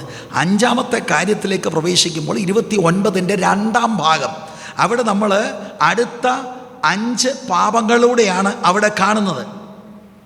ഇതെല്ലാം ഈ അടുത്ത 5 പാപങ്ങൾ ഈ ഇൻ്റർപേഴ്സണൽ റിലേഷൻഷിപ്പ് ബ്രേക്ക് ചെയ്യാനും ബ്രോക്കണായതും നിമിത്തമുണ്ടാകുന്ന കാര്യങ്ങളാണ്. ശരിക്കും ഇൻ്റർപേഴ്സണൽ റിലേഷൻഷിപ്പിൻ്റെ ബ്രോക്കൺനെസ് ഡിപ്പിക്റ്റ് ചെയ്യുന്ന പാപങ്ങളാണ്. അതവിടെ എഴുതിയിരിക്കുന്ന അസൂയ, കൊല, പിണക്കം, കപടം, ദുശീലം എന്നിവ തിങ്ങിയവർ. പിന്നെ ആ വാക്കാണ് തിങ്ങിയ എന്ന് പറഞ്ഞാൽ ഫുൾ ഓഫ്. ഒരു കപ്പിനകത്ത് വെള്ളം ഒഴിച്ച് അത് നിറഞ്ഞ് വന്ന് തുളുമ്പി പിന്നെ അതിനകത്തു നിന്ന് വെളിയിൽ വരുന്നത് പോലെ തിങ്ങിയവരാണ്. ഇത്രയും പാപങ്ങളാൽ തിങ്ങിയവർ. ഞാൻ പറഞ്ഞല്ലോ, ഇതൊരു കാഷ്വലായിട്ട് ഏതേലും സമയത്ത് വെളിപ്പെട്ട ഒരു കാര്യമല്ല. They are controlled by these sins. 5-ാമത്തെ കാര്യം, അസൂയ. മറ്റുള്ളവരുടെ നന്മ അവർക്ക് നഷ്ടപ്പെടണമെന്നും അത് തനിക്ക് സ്വന്തമാക്കണമെന്നുമുള്ള ആ അതീവമായ ഭയങ്കരമായ അത്യാഗ്രഹം. വേറെ ഒരുത്തല്ലൊരു നന്മ കണ്ടു, അതവന് പോകണം, പോരാ, അതെനിക്ക് കിട്ടണം. ഇങ്ങനെ ഒരൊറ്റ കാര്യം തന്നെ ഒരാളിൽ ഭരിച്ചാൽ എന്താണ് ഗതി? ദൈവം കൈവിട്ടത് കൊണ്ടാണ് ആ നിലവാരത്തിലേക്ക് ആളുകൾ ആകുന്നത്. 6-ാമത്തെ കാര്യം, കൊല. അത് എക്സ്പ്ലനേഷൻ വേണ്ട. മറ്റുള്ളവരുടെ നന്മ അവകാശമാക്കുവാൻ അവരുടെ ജീവൻ അപായപ്പെടുത്തുന്നവർ. സ്വന്തം കാര്യങ്ങളുടെ നേട്ടത്തിന് വേണ്ടിയാണ് മനുഷ്യരുടെ ജീവൻ എടുക്കുക. ഇന്ന് ഇതൊക്കെ ഇപ്പോൾ സാധാരണയായി. മാതാപിതാക്കളെ കൊല്ലുക, ആങ്ങളെ കൊല്ലുക, പെങ്ങളെ കൊല്ലുക, അയൽവക്കക്കാരനെ കൊല്ലുക. അതിന് ഇന്ന രീതിയെന്നൊന്നുമില്ല. 10ാം ക്ലാസ് പാസ്സാകുന്നതിന് മുമ്പേ കൊല്ലാൻ അറിയാമെന്ന് പറഞ്ഞാൽ ഞെട്ടിപ്പോകത്തില്ലേ നമ്മൾ? ഇനിയും ഈ കാര്യങ്ങൾ ഇങ്ങനെ പറയുമ്പോൾ ഒരു കാര്യം നമ്മൾ പ്രത്യേകം ഓർക്കണം. ജോലിക്ക് പോകാൻ അല്ലെങ്കിൽ ജോലിയുടെ പ്രമോഷന് തടസ്സമായി നിൽക്കുന്നത് കൊണ്ട് ഗർഭിണി ഉള്ളിലുള്ള കൊച്ചിനെ അബോർട്ട് ചെയ്യുന്നതും കൊലയാണെന്നുള്ളത് തിരിച്ചറിയണം. നികൃഷ്ടബുദ്ധി കേൾപ്പിച്ചു കൊടുത്താൽ അങ്ങനെ സംഭവിക്കും. സ്വന്തം കാര്യത്തിന് വേണ്ടി കൊല്ലും. കുഞ്ഞൊക്കെ പിന്നുണ്ടാകും. ഇപ്പോൾ ജോലിക്കയറ്റം കിട്ടും, അടുത്ത മാസം ഇൻക്രിമെൻ്റ് കിട്ടും. അതിനിങ്ങനെ വീട്ടിൽ ഇരുന്ന് 2 മാസം ഒന്നും റെസ്റ്റ് എടുത്ത പണി പറ്റത്തില്ല. ഈ കുഞ്ഞ് വേണ്ട. കഠിന ക്രൂര ഹൃദയമാണ്. അബോർഷൻസ് പോലും പൊതുവെ അംഗീകരിക്കപ്പെടുന്ന കാലയളവിലാണ്. പോള് എഴുതുകയാണിവിടെ. ഈ വാക്യങ്ങൾ ഈ കാലഘട്ടത്തോട് ഇടപെടുകയാണ്. എങ്ങനെ ഇങ്ങനെ ചിന്തിക്കാൻ ഒത്തു? Because God gave upon you. Why? Because you rejected God. ദൈവത്തെ കൂടാതെ ഉള്ള സമൂഹം തരിപ്പണമായി പോകും. എൻ്റെ പ്രിയരെ, നമ്മളിത് മനസ്സിലാക്കണം. സുവിശേഷം കൂടാതെ ഒരു സമൂഹത്തിനോ രാജ്യത്തിനോ നിലനിൽപ്പില്ല. വേദപുസ്തകം നമ്മളെ അത് പഠിപ്പിക്കുന്നു. 7ാമത്തെ കാര്യം, പിണക്കം. സ്ഥാനമാനങ്ങൾക്ക് വേണ്ടിയോ അംഗീകാരത്തിന് വേണ്ടിയോ വസ്തുവകകൾക്ക് വേണ്ടിയോ ഏത് മനുഷ്യനോടും വഴക്കും ശണ്ടയും ഇടുക എന്ന് പറഞ്ഞാൽ ദാറ്റ് ഈസ് ഹാബിച്വലി അതാണ് ചെയ്യുന്നത്. നശിച്ചു പോകുന്ന, നഷ്ടപ്പെട്ടു പോകുന്ന ടെമ്പററി ആയിട്ടുള്ള കാര്യങ്ങൾക്ക് വേണ്ടി അയൽവക്കക്കാരനോടോ സ്വന്തക്കാരനോടോ സ്വന്തം അപ്പനോടോ വഴക്കിടും, ശണ്ടയിടും. പിന്നെ കേസായി അതങ്ങനെ അങ്ങ് പോവും. പിണക്കം. 8ാമത്തെ കാര്യം, കപടം. സ്വന്തം കാര്യസാധ്യത്തിന് വേണ്ടി വാക്കുകൊണ്ടും പ്രവൃത്തി കൊണ്ടും സത്യത്തെ വളച്ചൊടിച്ച് മനുഷ്യരെ വഞ്ചിക്കുക. ആളുകളെ ഫോൾസ് ഇംപ്രഷൻ കൊടുത്ത് മിസ്ലീഡ് ചെയ്യുന്ന ആളുകളാണ്. വാക്കുകൾ കൊണ്ടായിരിക്കാം, മറ്റേതെങ്കിലും ഇൻഫ്ലുവൻസ് കൊണ്ടായിരിക്കാം, വളരെ തന്ത്രപരമായി ഡിസീറ്റ്ഫുള്ളായിട്ട് അവരുടെ കാപട്യത്താൽ അവരെ മിസ്ലീഡ് ചെയ്ത് കളയും. ട്രിക്കറി കൊണ്ട് അവർ മിസ്ലീഡ് ചെയ്ത് കളയും. ഇങ്ങനെ തിങ്ങിയവർ, ഈ പാപങ്ങൾ കൊണ്ട് നിറഞ്ഞവർ കൈവിടപ്പെട്ടവരാണ്. അതാണ് വേദപുസ്തകത്തിന് നമ്മളെ പഠിപ്പിക്കാനുള്ളത്. 9ാം കാര്യം, ദുശ്ശീലം. എപ്പോഴും ഏതു മനുഷ്യരിലും തിന്മ മാത്രം കണ്ടുപിടിക്കാൻ ശ്രമിക്കുകയും അത് മറ്റുള്ളവരോട് പറഞ്ഞ് പരത്തി അവരുടെ നല്ല പേര് നശിപ്പിക്കുന്നവർ. അങ്ങനെ ഒരു കൂട്ടരാണിത്. ഏത് മനുഷ്യനെ കണ്ടാലും, എന്തോ നല്ലത് കണ്ടാലും അതിനകത്തൊരു തിന്മ കണ്ടുപിടിക്കുക. എന്താണ് അങ്ങനെ തിന്മ കണ്ടുപിടിച്ച് അത് മറ്റുള്ളവരോട് പറഞ്ഞ് പ്രചരിപ്പിച്ച് ഇവൻ്റെ ഈ നല്ല റെപ്യൂട്ടേഷനെ റൂയിൻ ചെയ്യുക. ഇങ്ങനെ നിറഞ്ഞ ആളുകൾ ഈ കാലഘട്ടത്തിൽ എത്രയോ നമുക്കിങ്ങനെയുള്ളവരെ കാണാൻ കഴിയും. പ്രിയരെ, സുവിശേഷത്തിന് മാത്രമേ സമൂഹത്തെ രക്ഷപ്പെടുത്തുവാൻ കഴിയുകയുള്ളൂ. ഞാൻ വേഗത്തിൽ മുന്നോട്ട് പോകുവാൻ താല്പര്യപ്പെടുകയാണ്.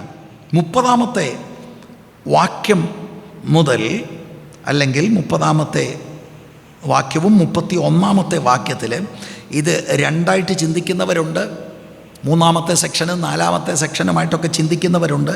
എന്നാൽ പൊതുവെ നമ്മളൊരു 3ാമത്തെ സെക്ഷനായിട്ട് ഈ അവസാനത്തെ 12 പാപങ്ങൾ സമൂഹത്തെയും കമ്മ്യൂണിറ്റിയെയും കുടുംബത്തെയും തകർക്കുന്നതാണ്.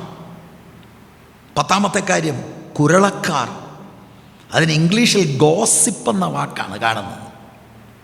മറ്റുള്ളവരുടെ സൽകീർത്തി നശിപ്പിക്കുവാനായി രഹസ്യത്തിൽ പതുങ്ങിയ സ്വരത്തിൽ പിറുപിറുക്കുന്നവർ എന്ന് പറഞ്ഞാൽ അതിൻ്റെ അർത്ഥം എന്താ? Whisperers, back biters. ശബ്ദം ഉച്ചത്തിലല്ല, അവരുടെ പിന്നിൽ നിന്നുകൊണ്ട് പെതിയെ പതുക്കെ കുറ്റം പറഞ്ഞ് ഗോസിപ്പ് ചെയ്യുന്നവർ. ഇത്രയും ഞാനത് വിശദീകരിക്കാൻ കാരണം അടുത്ത കാര്യങ്ങളുടെ മനസ്സിലാകുമ്പോൾ നിങ്ങൾക്കത് മനസ്സിലാക്കാൻ കഴിയും.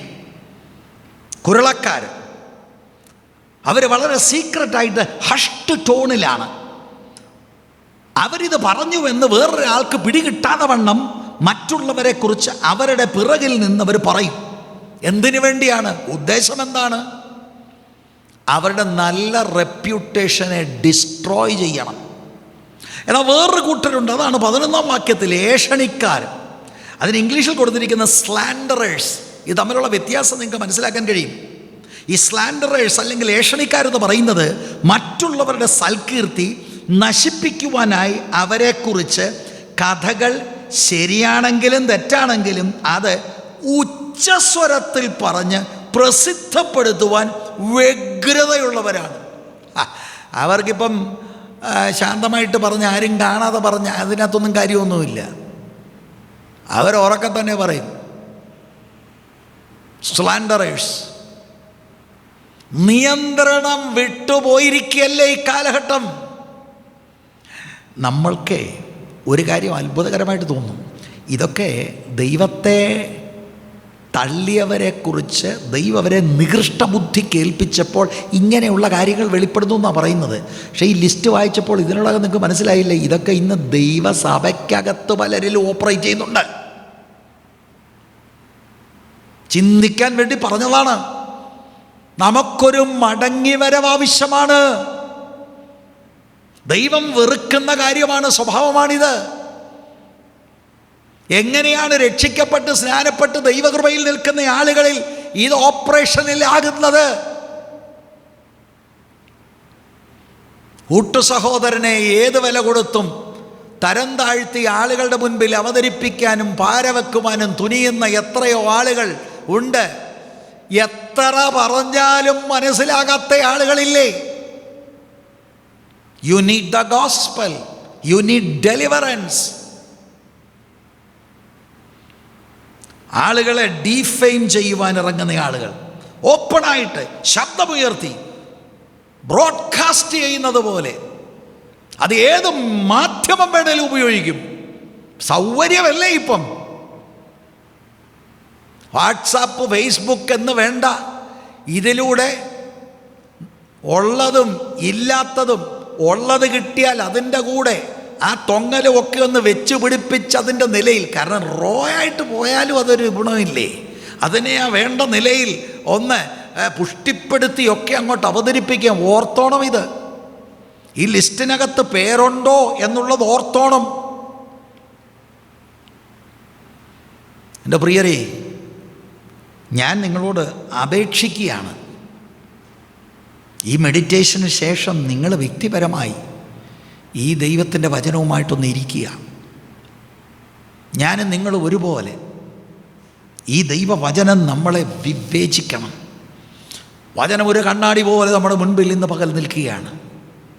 നാം നമ്മെ അതിൽ കാണണം. എവിടെയെങ്കിലും ജീവിതത്തിൽ കുറവ് ഉണ്ട് എന്ന് ബോധ്യമായാൽ there is hope in Christ.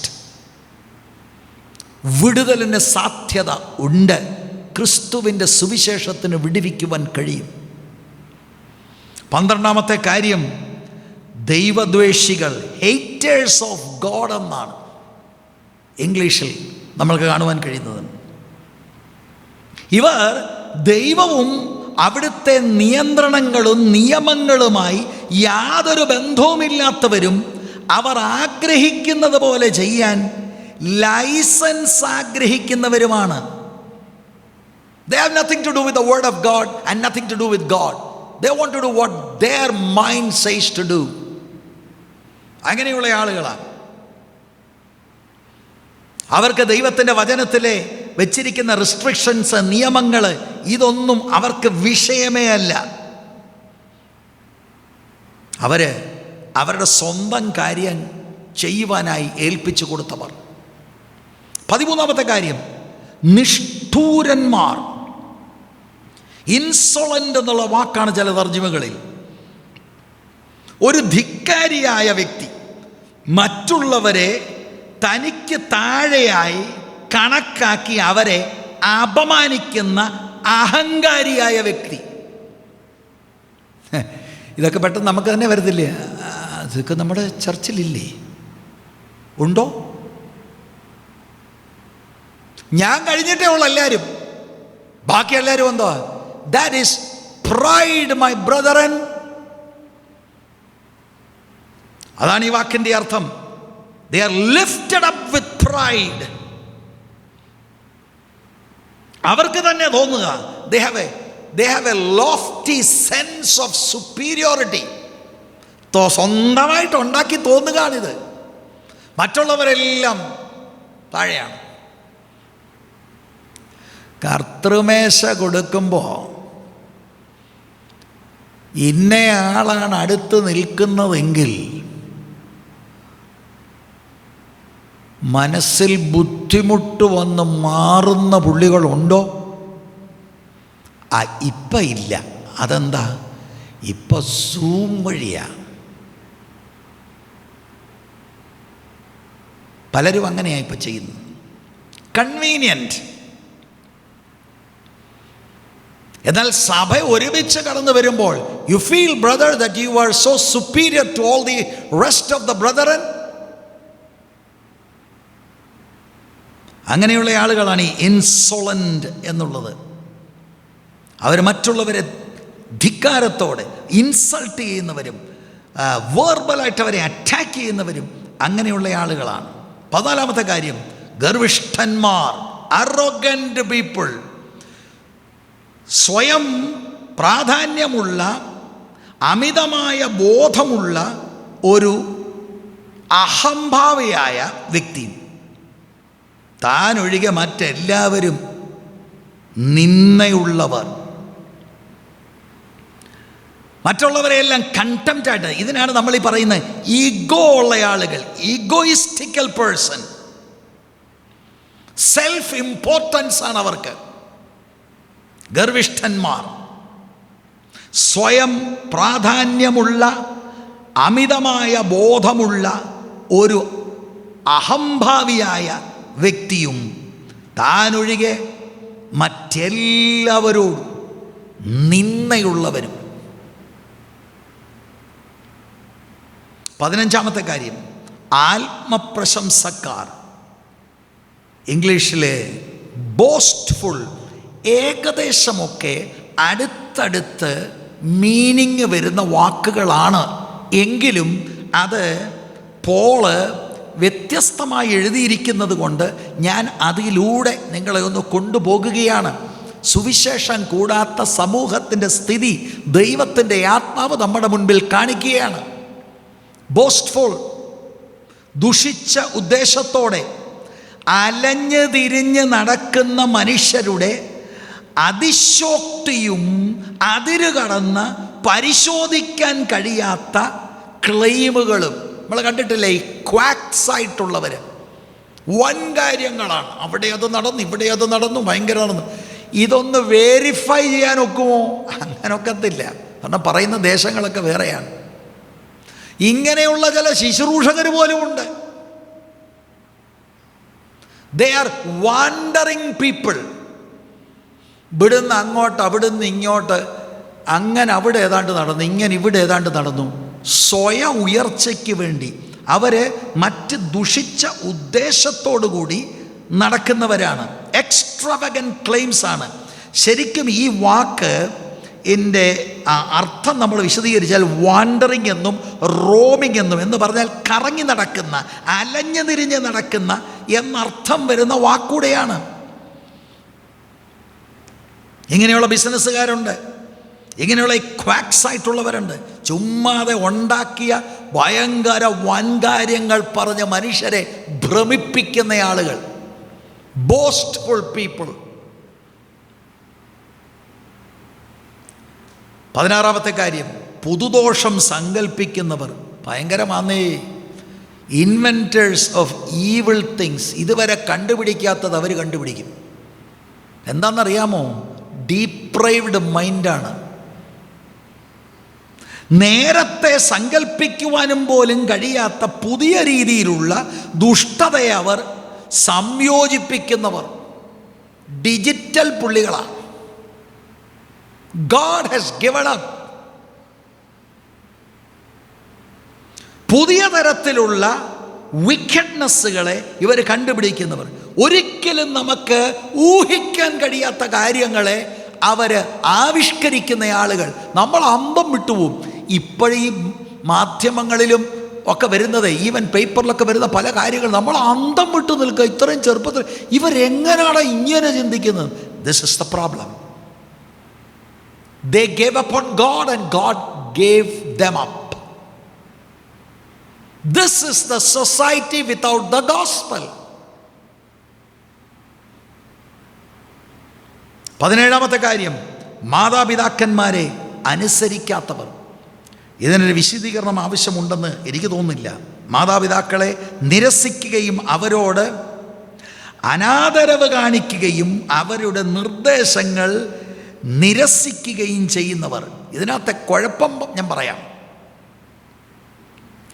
വീട്ടിൽ വെച്ച് മാതാപിതാക്കളുടെ അധികാരം അംഗീകരിച്ച് കീഴ്പ്പെടാത്തവൻ സമൂഹത്തിലെ ഒറ്റ അധികാരത്തിന് അവൻ കീഴ്പ്പെടത്തില്ല. അവൻ സഭയിൽ വന്നാലും പ്രശ്നമായിരിക്കും, അവൻ നാട്ടിൽ പ്രശ്നമായിരിക്കും, പോലീസിന് പ്രശ്നമായിരിക്കും, തലവേദനയായിരിക്കും. He is against all kinds of authority. ചെറുപ്പക്കാരായ ആളുകൾ എന്നെ കേൾക്കുന്നുണ്ടെങ്കിൽ ഞാൻ പറയാം, എനിക്ക് വളരെ അത്ഭുതം തോന്നിയിട്ടുണ്ട്, അതിശയം തോന്നിയിട്ടുണ്ട്. ദൈവവചനം പ്രഘോഷിക്കപ്പെടുന്ന ഇടത്തുപോലും ഈ കാലഘട്ടത്തിൽ ഇങ്ങനെയുള്ള പ്രവണതകൾ ഞാൻ കാണുന്നു. അപ്പം നമ്മളൊക്കെ ഓർക്കുന്ന അതൊക്കെ കാലഘട്ടത്തിൻ്റെതാണ്. അതിൻ്റെ റൂട്ട് അതല്ല. റൂട്ട് ഇവർ ദൈവത്തെ തിരസ്കരിച്ചു. And God gave them up. നികൃഷ്ട ബുദ്ധിക്ക് ദൈവം ഏൽപ്പിച്ചു. ഏതേലും ഒരു കാര്യം അമ്മ ഇങ്ങോട്ട് പറഞ്ഞപ്പോൾ ഏതാണ്ടൊരു കാര്യം തിരിച്ചു പറഞ്ഞതല്ല. ഇവിടെ നിരന്തരമായി ഈ കാര്യത്തിൽ നിറഞ്ഞവർ, മാതാപിതാക്കളുടെ അധികാരം അതിന് കീഴ്പ്പെട്ട് നിൽക്കാൻ അവർക്ക് ആഗ്രഹമില്ലാത്തവർ, മത്സരികളായുള്ളവർ, മാതാപിതാക്കളെ അംഗീകരിക്കാത്തവർ. They have no regard for authority. ശരിക്കും വീട്ടിലാണ് ഈ ലോലെസ്നെസ് തുടങ്ങുന്നത്.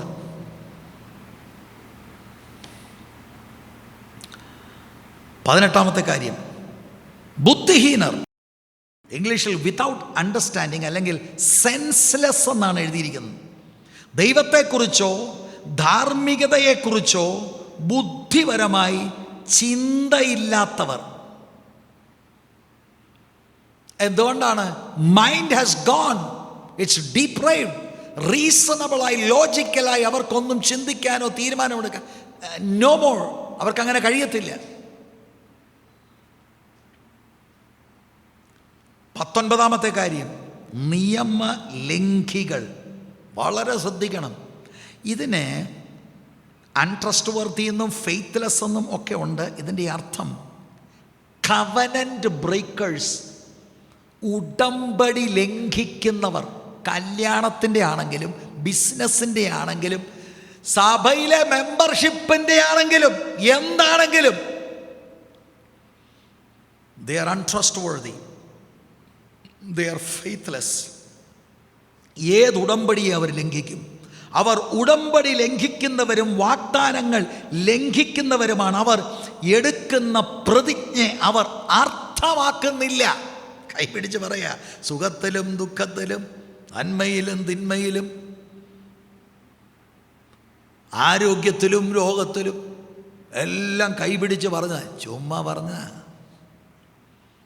2ാം മാസത്തിൽ ഫാമിലി കോർട്ടിൻ്റെ മുന്നേ നിൽപ്പുണ്ട്. Pathetic condition. ഞാൻ നിങ്ങളോട് പറയാം, even ഡിവോഴ്സുകൾ What is the reason? People have rejected God, and God gave them up to a depraved mind.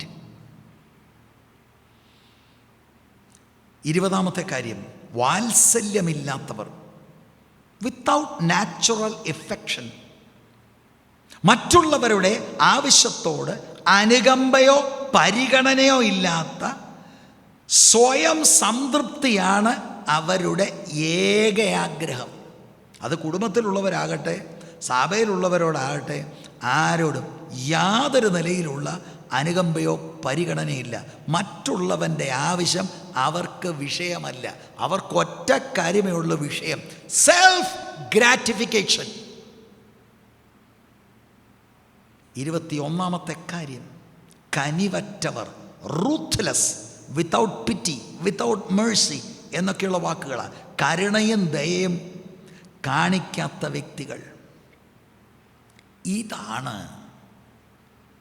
സുവിശേഷത്താൽ പിടിക്കപ്പെടാത്ത, ദൈവത്തെ തിരസ്കരിച്ച, ദൈവം ആരാണെന്ന് മനസ്സിലായ ശേഷം നോ ഗോഡ് എന്ന് പറഞ്ഞവരുടെ സ്ഥിതി ഇതാ. 3ാമത്തെ കാര്യമാണ് 28 മുതലുള്ള വാക്യത്തിൽ ദൈവം അവരെ നികൃഷ്ട ബുദ്ധി കേൾപ്പിച്ചു. ഈ 21 കാര്യം എക്സ്പ്ലെയിൻ ചെയ്യുന്നത് ഇതാണ് അതിൻ്റെ റിസൾട്ട്. എന്നിട്ട് 32ാം വാക്യത്തിൽ ഈ വക പ്രവർത്തിക്കുന്നവർ മരണയോഗ്യർ എന്നുള്ള ദൈവന്യായം അവർ അറിഞ്ഞിട്ടും, അവസാനം പിന്നെയും പറയാം, അവർക്കൊരറിവുണ്ട്. ഈ വക പ്രവർത്തിച്ചാൽ they will be condemned. അവർ മരണയോഗ്യർ, നിത്യമായി ശിക്ഷിക്കപ്പെടും എന്നറിഞ്ഞിട്ടും അവയെ പ്രവർത്തിക്ക മാത്രമല്ല, മാനസാന്തരപ്പെടത്തില്ല, അവർ പ്രവർത്തിച്ചുകൊണ്ടേയിരിക്കും. അത് മാത്രമല്ല, പ്രവർത്തിക്കുന്നവരിൽ പ്രസാദിക്കുകയും കൂടെ ചെയ്യുന്നവർ, അങ്ങനെ പ്രവർത്തിക്കുന്നവരെ എൻകറേജ് കൂടെ ചെയ്യും. അതല്ലേ ഇതിലൊക്കെ കൊടി പിടിക്കാൻ ആളുകൾ പോകുന്നത്. വേണ്ടാത്ത കാര്യങ്ങൾക്ക് നിയമം പാസ്സാകാൻ എല്ലാവരും കൂടെ, നമുക്ക് സോളിഡാരിറ്റി വേണം ബ്രദറെ. This is the pathetic condition of a society who have rejected God. ഇപ്പോൾ ദൈവമക്കളെ മനസ്സിലാകുന്നുണ്ടോ? 16-17 വാക്യങ്ങളിൽ സുവിശേഷം പോൾ പറയുമ്പോൾ ആ സുവിശേഷത്തിൻ്റെ പ്രസക്തി, സുവിശേഷം അംഗീകരിക്കാത്ത ഒരാളുടെ മേൽ ദൈവത്തിൻ്റെ കോപമുണ്ട് എന്ന് 18ാം വാക്യം പറഞ്ഞിട്ട്, ആ കോപം എന്തുകൊണ്ടാണ്? കാരണം ജനറൽ റെവലേഷൻ കിട്ടിയവരുണ്ട്, അവർക്ക് അത് തിരസ്കരിച്ചു. നമ്മളൊക്കെ സ്പെഷ്യൽ റെവലേഷൻ കിട്ടിയവരാണ്. ആളുകളുടെ ചിന്ത ഇതാണ്, യേശുക്രിസ്തുവിനെ അറിയാത്തവരെങ്ങനെയാണ്? അവർക്ക് ജനറൽ റെവലേഷൻ ദൈവം കൊടുത്തിട്ടുണ്ട്. അത് രക്ഷിക്കുന്ന വെളിപ്പാടല്ലെങ്കിലും ന്യായം വിധിക്കാൻ പര്യാപ്തമാണ്. ദൈവത്തെ തിരസ്കരിച്ചിട്ട് അവരവരുടെ ദൈവങ്ങളെ ഉണ്ടാക്കി. അത് നിമിത്തം എന്തു പറ്റി? അസാൻമാർഗികമായ അശുദ്ധിയിൽ ദൈവം ഏൽപ്പിച്ചു. പിന്നെ അതിനെക്കാട്ടിൽ താണു. പെണ്ണ് പെണ്ണിനോട്, ആണിനോട് അവലക്ഷണം. പിന്നെ അതിനെക്കാട്ടിൽ താണു. എന്താണ്? ഡീപ്രൈവ്ഡ് മൈൻഡ്, നികൃഷ്ട ബുദ്ധി കേൾപ്പിച്ചു. എന്നിട്ട് അവസാനിപ്പിക്കുമ്പോൾ പറയുകയാണ്, ഇത് ചെയ്യുന്നവരൊക്കെ ശിക്ഷിക്കപ്പെടുമെന്നുള്ളത് അറിഞ്ഞിട്ടും അത് ചെയ്യുക മാത്രമല്ല, ഇത് ചെയ്യുന്നവരെ കൂടെ പ്രൊമോട്ട് ചെയ്യും. പ്രവർത്തിക്കുന്നവരിൽ പ്രസാദിക്കുകയും കൂടെ ചെയ്യുന്നു. This is the condition of the gentile world. എന്താ പോൾ പറയുന്നത്? The gentiles need the gospel. ഇതിൻ്റെ അർത്ഥം ദൈവം ഗിവപ്പ് ചെയ്ത എല്ലാവരും ഹോമോസെക്ഷൽസ് ആയെന്നോ ലെസ്ബിയൻസ് ആയെന്നോ അല്ല. ഈ കാര്യങ്ങളെല്ലാം ഈ ലിസ്റ്റ് അനുസരിച്ച് എല്ലാ കാര്യവും എല്ലാവരിലും എപ്പോഴും വെളിപ്പെടണമെന്നും അല്ല. But this is the condition of A society. ഇവിടെ വ്യക്തിയുടെ കാര്യമല്ല, ഒരു സൊസൈറ്റി ഇങ്ങനെയാണ് നീങ്ങുന്നത്. ഞാൻ എൻ്റെ വാക്കുകൾ ഇവിടെ നിർത്താൻ താല്പര്യപ്പെടുകയാണ്. 2-ാം അധ്യായത്തിൻ്റെ 1 മുതൽ 16 വരെയുള്ള വാക്യങ്ങളിൽ പൗലോസിന് ഇനിയും കൊണ്ടുവരാനുള്ളത് മോറലിസ്റ്റുകളുണ്ട്, അനേകരെ ഉപദേശിക്കുന്നവർ. ജാതിയിൽപ്പെട്ടവരാകാം, യഹൂദന്മാരിൽപ്പെട്ടവരാകാം, അവരൊക്കെ നല്ലതായിട്ട് ജീവിക്കുന്നവരാ. അവർക്കും സുവിശേഷം വേണം. അവസാനം 2:17 മുതലുള്ള വാക്യത്തിൽ പ്രമാണം ലഭിച്ച യഹൂദ, നിനക്കും സുവിശേഷം വേണം. എല്ലാവരും, സുവിശേഷം കൂടാതെയുള്ള സകലരും, they are under the wrath of God. Revelation of the wrath, rejection of God, reprobation of the mind to a depraved mind or rejected by God. ഇതാണ് നമ്മൾക്ക് ഇവിടെ നിന്ന് ഗ്രഹിപ്പാനായിട്ട് കഴിയുന്നത്. ദൈവം ഈ വചനങ്ങളാൽ നിങ്ങളെ ധാരാളമായി അനുഗ്രഹിക്കട്ടെ. God bless you.